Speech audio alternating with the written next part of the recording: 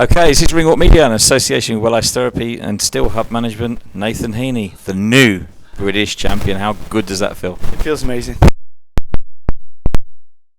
Something I always loved to have achieved, but like I say, some of these fighters always say, "Oh, I always knew I'd be a world champion." Or some people say, "I'm going to be a multi-weight world champion" before they've even won a bloody area title.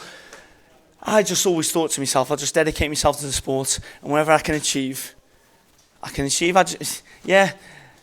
When I turned pro 6 years ago, next week will be when I made my debut, the 25th of November. I just said to my wife, give me 3 years and let me see what I can do. And if I don't do very well, I'll just retire and never box again. But then fast forward 6 years, I've won 18 fights in a row. I'm the new British champion. I've just beat a legitimate world...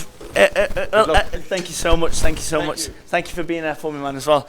And I've just beat like a legitimate fighter. Not like he had the 2 defences against Marcus Morrison and Kieran Smith, and I knew I was better than them lads.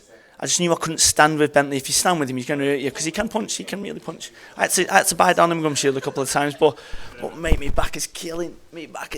Ah. Well, let's talk about the fight. I mean, it was a rough and tumble fight. What was the game plan going in there?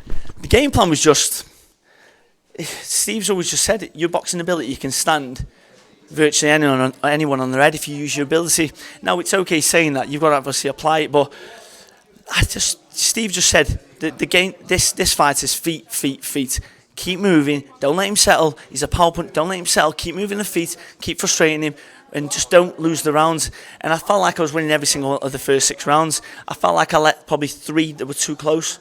I think 7, 8 and 9 I let too close, and then I started bringing it back again.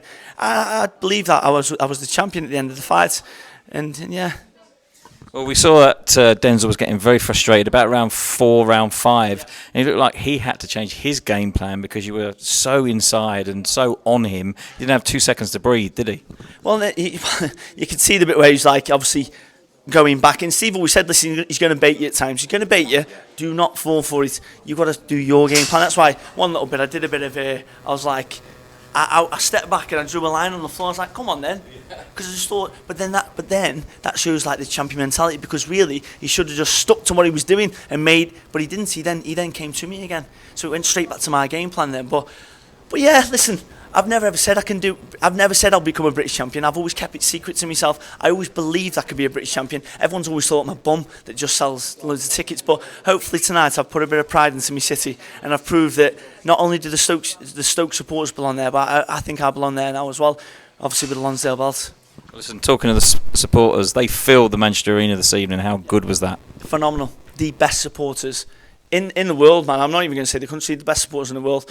They've backed me all the way in every single fight. In this one, the tickets were way more expensive than what they normally were, but they were still out in incredible numbers, and I can't thank them enough. And those last couple of rounds, they probably pushed you over that winning line, didn't they? They're phenomenal.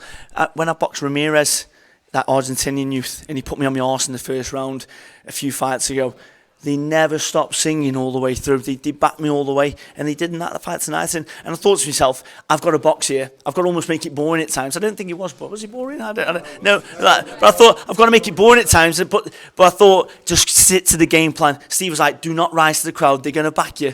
Just do what you need to do. And phenomenal. Well, listen, you're British champion now. What's next for you? Well, Frank said the winner will fight for a world title next year. So, listen. No one ever thought I could be a British champion. I'm not saying I could be a world champion, but I can certainly fight for a world title. So I would love to do that. And let's why not get it at the football ground? That's the before everyone's talking about a British title at the football ground. Well, I'm already a British champion, and that's probably 8 months before what we could do that new date. So let's see what can happen. Well, listen, it's late. We're going to leave you to it, but congratulations, new British champion. Thank you so much. Thank you, everyone. Thank you.